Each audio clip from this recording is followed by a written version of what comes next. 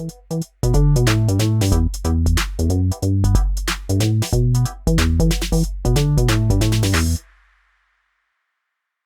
Thrivers, to this week's episode of Women Thriving in Business podcast. My guest today is Keren Tsuk, who is the founder and CEO of Wisdom to Lead. Welcome, Keren.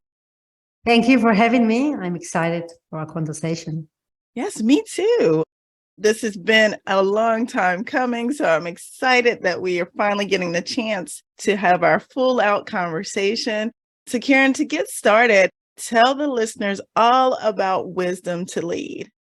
Wisdom to Lead is a company that specializes in bringing mindful leadership to their workplaces. It creates courses and talks in order to have transformative courses to really enable leaders and managers to listen to themselves better and to their employees and customers, and to create and craft better products and services. And, create workplaces that people want to be part of, right? Accordingly to the quiet quitting and great resignation. So what worked in the past doesn't work anymore. So how we can create a better workplaces that people will feel seen and connected and engaged and fulfill themselves and their vision and mission.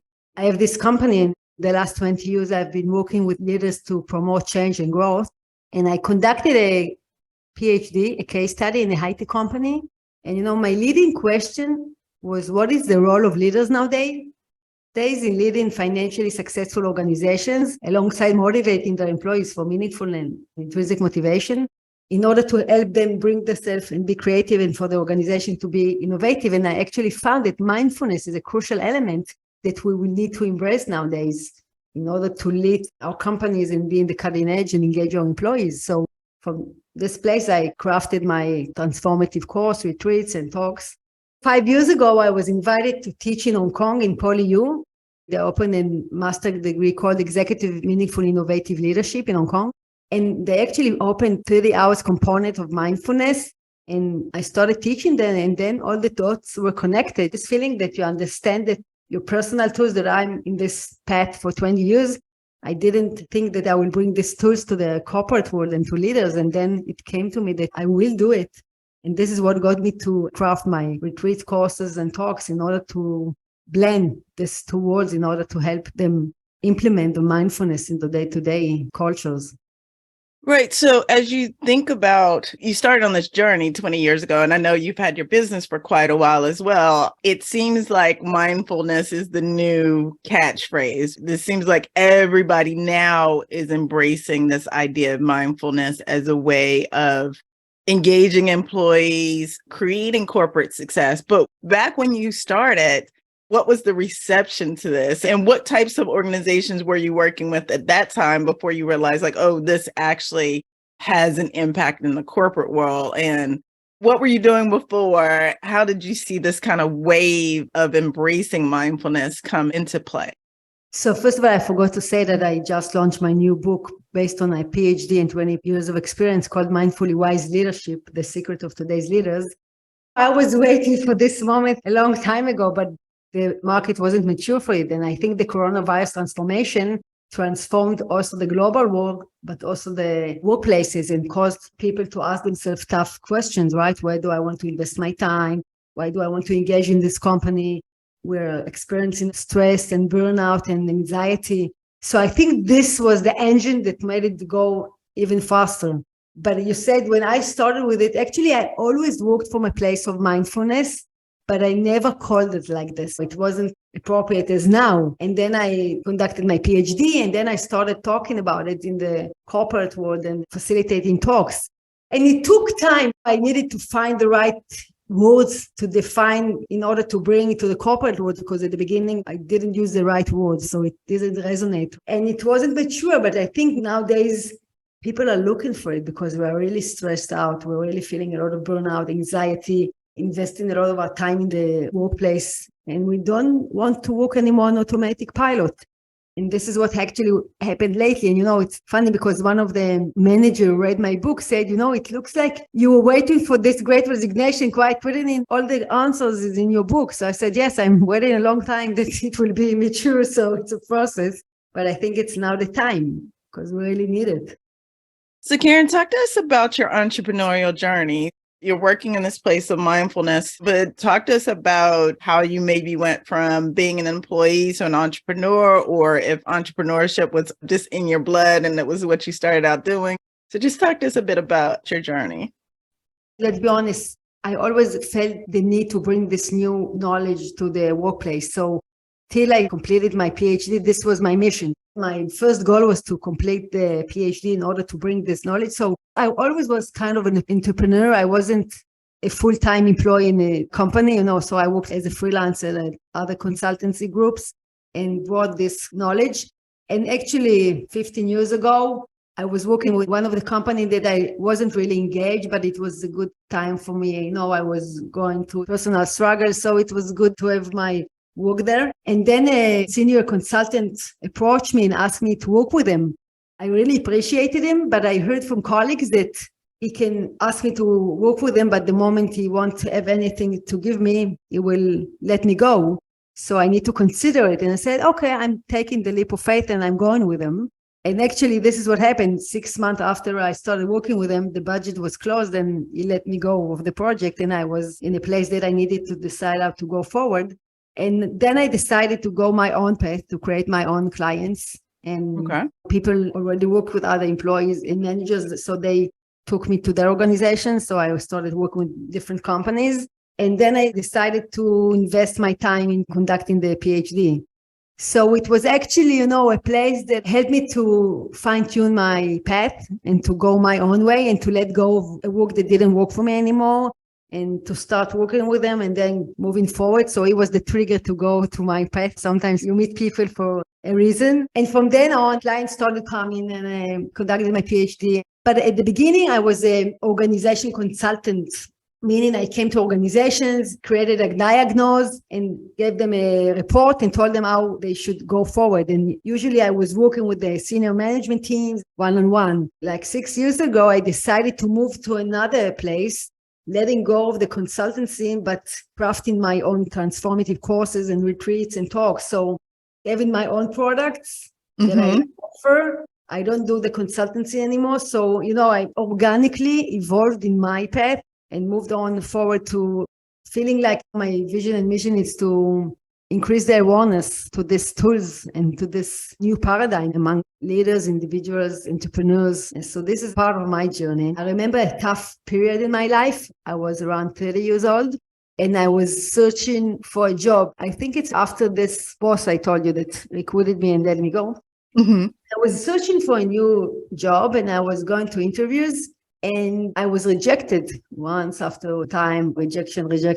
And it was an interesting period. But I remember my dad giving me a book of Sanya Roman, Living with Joy, a specific page from this book to read about appreciating life. And then I understood that this period was also a struggle for me. And I didn't have a romantic relationship in this time. I didn't have anything, no job, no romantic relationship.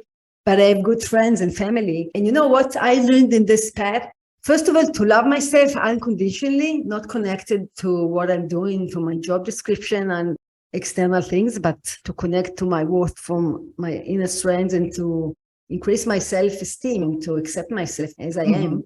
And the second thing I learned, that love exists everywhere. It's not only in romantic love, that I had such good friends that gave me such good energy and loved me. And also was an important lesson for me to know that love exists and it doesn't need to be in a romantic love. It can be among friends, among colleagues, with your family. So there's an insight that I gained along my path.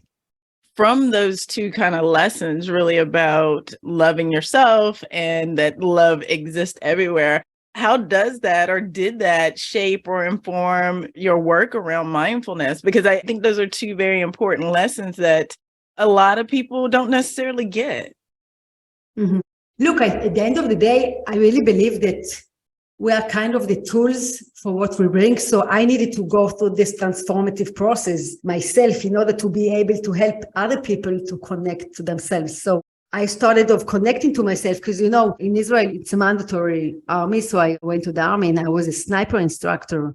So in this period, I really connected to the masculine traits within me, focus, determination, being tough, these abilities of leadership. And when I left the army, in this process, I started to connect to my feminine qualities like compassion, love, empathy, accepting myself and others, and being much more showing weakness, be vulnerable. So this is the process actually I went through in order to show up completely. And this is part of the journey, because I think all of us, especially in the Western world and especially in the workplaces, learn to disconnect from ourselves, right? From our heart, because we're afraid it will flood us, especially in the business world. It will decrease the ROI. This is the old assumptions. But actually, it's the opposite way, because all the traits that we need nowadays that will differentiate us from the technology that increases in the speed of light are connected to our heart. It's compassion and passion and creativity and empathy. And this is the journey we need to do as leaders, managers, individuals, to be able to connect to our complete experience, to our mind, but also to our heart. And mindfulness actually helps us to manage it and not being managed by our emotions. But we really need to be connected to these emotions. And the love aspect is part of it, because, I was judging myself all day long and was disconnected from myself. And in my own journey, part that I didn't love with myself, and to accept them and to evolve from love and compassion toward myself and not from judging myself all day long. And this is the process, right? Connecting to ourselves. And I really believe that as much as we love ourselves, we will love others. If I don't love myself and I don't appreciate myself and I don't accept myself, I won't be able to love others, because this is the glass I see through my life. What do you think about it? I think that's entirely correct. And I often say to people, if you see someone in there treating others poorly or always grumpy, I'm always like, who hurt you? What is going on in your life that you can't be in joy? Or let's say we're at work. You've chosen to do this job. You've chosen this career. You have a choice here. You can come here, enjoy and help others learn and build others up, or you can be miserable. And I don't choose misery. That's not a good way to live. So I think it starts with accepting yourself, accepting your choices. And if there's something you don't like, you have the agency to make another choice, to choose again. That's right. Mindfulness, at the end of the day, I always say to my participants in the courses and the retreats, it's a choice to be proactive and to act upon our decisions. And you can't be a victim anymore. Because once I'm mindful to myself and my priorities and my values and my needs, I need to act upon it. Sometimes it can be really challenging. It's not easy. But when you're listening to yourself and acting upon it, you will be much more fulfilled and you will be happy, full of joy. And yes, but you need to go through a process. And people sometimes prefer to be victims and not take responsibility, because then they can blame others. But it's your life. You're wasting your life of blaming others. Take responsibility for it. And this is the process, actually, but it's challenging. So talk to us a bit about what mindfulness really means. We see a lot of recommendations to maybe take a yoga class or maybe meditate. I guess it's a 5-minute intro to mindfulness. And I think that's a good introduction. But when you're talking about mindfulness, particularly as it relates to leadership, what are you talking about? What is the work that people need to do in order to be mindful leaders? Okay. I always like to give Dr. John Kabat-Zinn classical definition and give my definition, because it makes a wider sense. So the classical definition of Dr. John Kabat-Zinn is the ability to be present intentionally here in the here and now. Meaning, when I'm here with you now, I'm fully with you. I'm not in my wandering mind thinking about my next meeting, my other clients. No, I'm fully with you. So this is an important aspect now in all the disruption that we have. However, my definition that it's identical but a little bit broader, it's the ability to be aware of an experience that I'm going through. It can be a thought that runs through my mind, an emotion that I'm feeling, a process that I'm going through, judgmental way, and without being managed by it. Let me give you an example that I always give, because it's really a great example to clarify it. One of my business trips to abroad, I had a really intensive trip. I also taught 10 hours the master degree, and I was with a colleague, and we had 2 hours to deliver a presentation for a client. And we started crafting the presentation, and I asked him a really naive question about the setting of the meeting or something. And as I asked it, he lost it and acted toward me in a really unpleasant manner. And I was really offended in this moment. And I didn't understand what happened there, because I didn't say anything mean. And in this moment, we were both smart and said, let's meet in an hour. And when I sat back from the situation, I tried to figure out what happened there beyond the unpleasant feeling that I felt. And then it came to me. I understood that when I'm stressed out, I like to ask questions to feel in control because we don't really have control. And then I understood that he was also stressed out in different way. He held it all in, till the moment he couldn't hold it anymore. And it was like a volcano erupted and managed him. He wasn't mindful and his stress managed him and he acted toward me in an unpleasant manner. We came back and now I understood and I decided to be professional because we have 1 hour left. So we wanted to succeed with the client. So I decided it's not time to open a communication, frank communication about coordinating expectation, etc. I need to be professional. And after the meeting, we'll sit and have a conversation because we'll have the bandage to do it. And this is what actually happened. So we also succeeded with the client. And afterward, we had a really difficult conversation. However, in a paradoxical way, it deepened the trust between us because we really talked about what bothered each other and how we're going forward. So, for me, this is mindfulness. As Viktor Frankl defined mindfulness, is the space between the stimulation and the response. As we brought at the space, we have a free choice to choose our behavior, right? Otherwise, we're acting upon our emotions and we don't have really a free choice. And this is connect to what you said about having free choice. Okay, I don't feel pleasant here in the workplace. Do I want to stay or do I choose to leave this workplace? Or what do I want to do with my frustration? I have choices. If I decide to stay, maybe I need to talk with my colleague or my boss about my unpleasantness, but I won't act upon my emotions. So it's like managing our emotions and deciding what to do with them. And I'll always say that for me, mindfulness, it's important. It's not that I disconnected in the moment from my emotions, push them inside my body and continued business as usual only for my mind, because this is not mindfulness, right? Mindfulness is the ability to connect. I was connected to my unpleasant feelings, but I managed them because I understood I won't get the result that I wanted if I will open it right now because it didn't have the capacity to talk about it. So I only increased the anger and the uncomfortable feelings. This is what mindfulness, this is why it's a great tool because it enables us to gain our results and even better results by managing our internal world instead of being managed by the triggers. And we have a lot of triggers in the day-to-day. Right. I know you've been doing this for many, many years, but as you talk about widening that space between the stimulus and the response, what are some practical ways that people can do that on a day-to-day basis before they, I would say, invest in longer term mindfulness training? But what are some of the ways that people can start to widen that gap or start to manage their emotions versus their emotions managing them? So first of all, meditation, you can practice even 3 minutes or 5 minutes a day, and it actually increases your ability to broaden the space between the stimulation and the response. It changes our brain for the better, and it creates physiologically the space.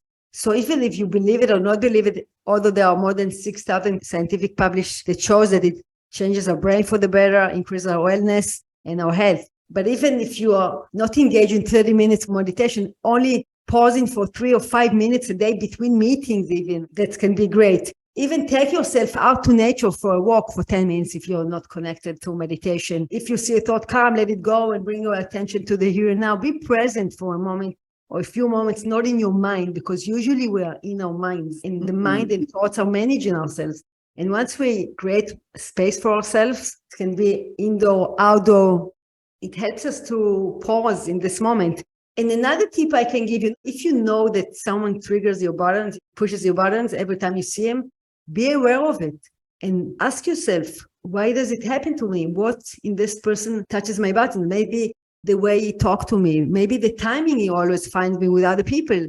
And then I can act upon it. I can tell him, look, I will really be happy to hear what you have to say, but let's have a meeting. And once I acted out of my automatic behavior, I will come open to the conversation. And maybe by listening to him, I will have an epiphany of something that I'm trying to figure out with another client that he also working with this client. So it's actually taking ourselves out of automatic behaviors because usually we act upon autopilot and we are not aware. And this is actually what you said. It's being able to choose freely our behavior.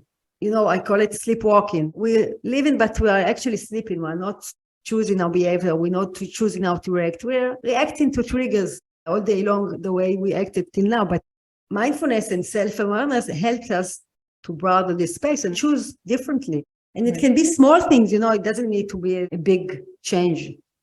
Mm-hmm. I love that. I think that's helpful. So Keren, you mentioned you're from Israel and you work all around the world.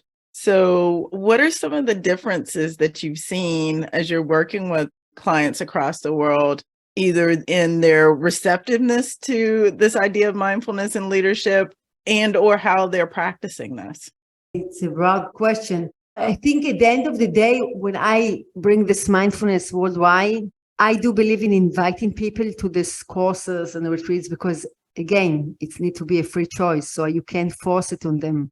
So when I work with people, they choose to be there. So once you choose to be in this space, you're bringing yourself and being present with it. So this, what actually across borders, I act upon this paradigm that I believe in. People need to choose freely to be there.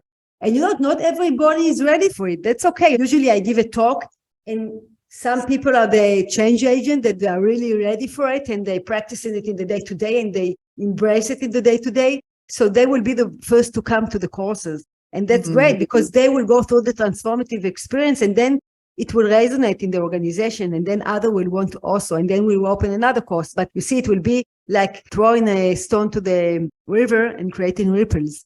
And this was created change. So I think in the same thing in different places. This is how I see it. It's the attitude that you are coming with. Any cultural differences depending on the countries you go to? Israeli are really open communicator, frank. They can tell in your face whatever you want to hear and not you don't want to hear. In Asia, it's different. They are more holding back and less feeling freely to communicate. So, you work with the different groups and just yourself. My strength is to create this safe space that people are feeling comfortable to show up and to share the challenges and then they benefit from it because they're really bringing themselves fully. I always say, as much as you will bring yourself to the course, to the retreat, you'll be present, you will gain more. You'll be there fully. So, right. Do companies tend to bring you in as they are dealing with challenges, or are most of your clients folks who are, I guess everyone wants to improve the organization, right? But are you typically brought in just to further push the excellence of an organization, or have you been brought in an organization is facing a challenge or a crisis? Again, as I told you at the beginning, part of my career, I was a consultant that came through challenges and to walk through consulting, working with the management teams. But now I have this product like the course, the talks, the retreat. So they coming to me when they want to evolve and to give the leadership tools to evolve and grow and to create better culture. And it resonates in the company. It's amazing. It creates a new language. And now I'm working with a company that we started with a talk. Then I facilitated a course and the leaders really went through a transformation and they were amazed. They will start talking their culture and now they're open 2 more courses because everybody wants to be in this course because they understood it's also making better version of themselves and creating a new language. And now the senior management team went through this experience. So it's starting to get into the culture, the DNA of the organization. This is amazing because this is actually my vision, to have an owner in each organization that will take ownership on it. And they will embrace the new language, right? Being authentic, bringing themselves fully, being able to hold a space of vulnerability, of not knowing the answer, because this is actually the tools that we need nowadays. For your question, they're bringing me to evolve the leadership team, to give them more tools and abilities to navigate and thrive in this reality. I love that idea because particularly, and I can only speak in US companies, there's a lot of initiatives that get started, right? Whether it be around employee engagement, wellness, diversity, equity, inclusion, belonging. A lot of these initiatives, there has to be this integration into the organization and it has to be a part of the culture. It has to start at the top and permeate all the way through. Otherwise, you don't get the transformation that you talked about, right? So you start with the top. It's a seed, it's an idea. And then it starts to filter through the rest of the organization. And then a few years from now, they won't even realize that this was never a part of the organization. And yes, in the course, there are leaders from different divisions. And then you connect people. You talked about connection. It's important. People get to know each other in a much deeper way. And once there's a connection, you can do anything together, right? So it's Yeah. amazing because there's starting to be connection and networks along the organization, a new language.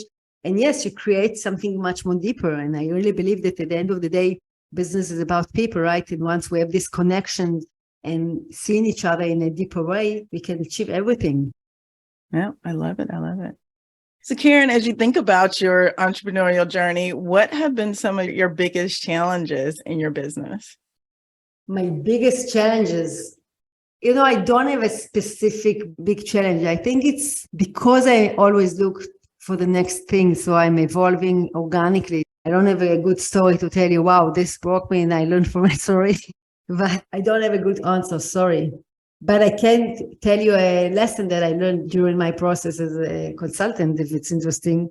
Sure. Because, I gained a lot of wisdom and insight along my journey. So it's not something big that made the change because, as I told you, I'm always looking to evolve and grow differently.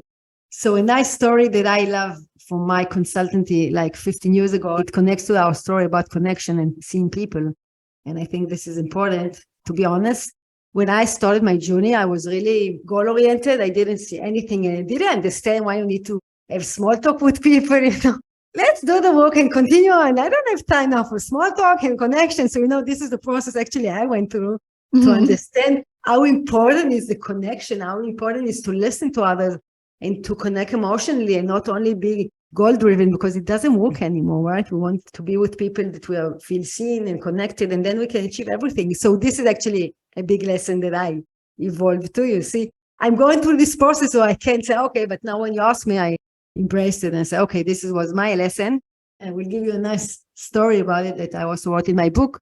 It was 15 years ago. I was working with a big bank with a management team. So they brought a few consultants that each consultant got a group of veterans leaders to develop them in 2 days.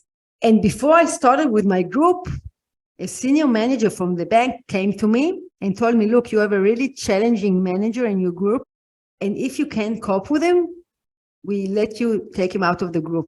And then I said to myself, okay, it doesn't sound good. Okay, it was a little strange for me that they told me. I said, okay, I started the day and immediately I understood who they talked about. This manager showed up really quickly and was really cynical and sarcastic, and I didn't feel comfortable during the day. Mm-hmm. I went home in the evening and I thought to myself, I'm going to continue the next day because I didn't feel like continuing business as usual because it didn't feel right to cooperate with their offer and to take him out of the group because then it doesn't worth anything. I didn't do my job. Right. And then I decided to come to the next day and share with them my experience, be authentic about my experience. And I opened the day. I told them, look, I want to share with you my experience. I must say that I felt unrespectful and unpleasant with the cynical and sarcastic comment that thrown over me. And I really hope that you don't allow anybody to talk to you this way. And I let it go. I didn't blame anybody, but I took a risk. I didn't know how they react. I was vulnerable, putting myself out there, showing my weaknesses and being authentic. Then we continued and I didn't say beyond that anything and I continued on. And it was amazing because the manager was challenging. He did a pivot like 180 degrees and he was engaged and he cooperated and he initiated all the thing and was a wow experience. And even at the end of the 2 days, they needed to show a presentation of these 2 days and he took the initiation and led that and it was amazing. And everybody in the bank was talking, what did Keren do to this manager? What did she do? And they came and asked me, what did you do to him? What changed his behavior and attitude? And I say, I actually didn't do anything. I only saw him. And this is actually what happened, because I understood, as you said at the beginning, that actually the way he acted was based on frustration, right? That these managers didn't see him and didn't appreciate him. And I don't know what, but this is what I understood. And instead of coming and blaming him, I showed up with my unpleasant feeling. And he could relate to this moment of connection because he could empathize with my unpleasant feelings. And he also felt seen. I was actually acting compassionately because I showed them how to put a boundary and respect themselves and acting as well in another situation that they will feel this uncomfortable feeling. I actually modeled them what to do by doing it and showing up myself. And this actually connected this bond, and he felt seen and it changed his behavior. And it was amazing. Back then, I didn't know this definition, authentically vulnerability. I only did it intuitively. Right. But it worked. And I think this is what we need to do more as leaders. Be vulnerable, connect, see the struggles of others and not take it personally, but also respect ourselves, but also Right. model them and put boundaries. And then we can connect from a compassion place and help each other to get out of this victimize and struggle and abuse behavior. Right. I love that. What would you say is one of the accomplishments that you're most proud of? Walking the talk, that I'm really authentic, and what I teach, this is what I do in the day to day. And it's a big compliment for me. I love that. Again, not everyone is able to live the life that they aspire to, that they are teaching about. So I love that. That is inspirational. So I love that. Thank you. Well, Keren, there's always two questions I ask my guests. So the first one is, what are one or two songs that are on your power playlist and why? Wow, that's a tough question for me because I actually love meditation music. I listen to what's happening in the radio, so I don't have a specific song that comes to my mind right now. Okay. So we'll go with classical music. Okay. Is that what jazzes you up if you're like getting ready for some big? Yes, the quiet music, also meditation music on the background. I love these songs and letting go of my wandering mind and listening. Okay, great. And what is one book that you would recommend that has helped you thrive in business? In business or in life? Either. Your choice. Okay, so I really love When Things Fall Apart of Pema Chodorov. I read it in a tough period I went through in my life, and it really helped me to gain a broader perspective and a new paradigm. So I offer it to everybody that I see struggling. I really love this book. Okay, great. I love that. And I believe that when we show up and we grow and evolve, we are better leaders, we're better persons. So it all goes together. I don't see the division between business and work and pleasure, because personal life, because at the end of the day, we show up fully, authentically as one person. So it have an impact on our complete lives. Love it. Love it. Love it. So Keren, if people want to learn more about you or your book, where can they find you? So they can find me on our website, wisdomtolead.co, or on LinkedIn, Keren Tsuk, Tsuk, Tsuk. And I also have my own podcast called Mind Your Leadership, so they can also listen to our podcast, and Facebook, Instagram, etc. Okay, great. And I will share all of that information in our show notes. And the last thing, the book, they can find on Mindfully Wise Leadership, The Secret of Today's Leader, on Amazon and Barnes and Nobles, and they can see on our website at the different places they can reach out. Okay, great. Well, Keren, thank you. It has been a pleasure talking with you today. I have learned a lot. I have some good takeaways and some things to think about. So I'm just excited to see your journey and see how you evolve into next, or who you evolve into next. Thank you very much. It was a great pleasure, and I was enjoying every minute of it. All right. Thank you, Keren. Take care.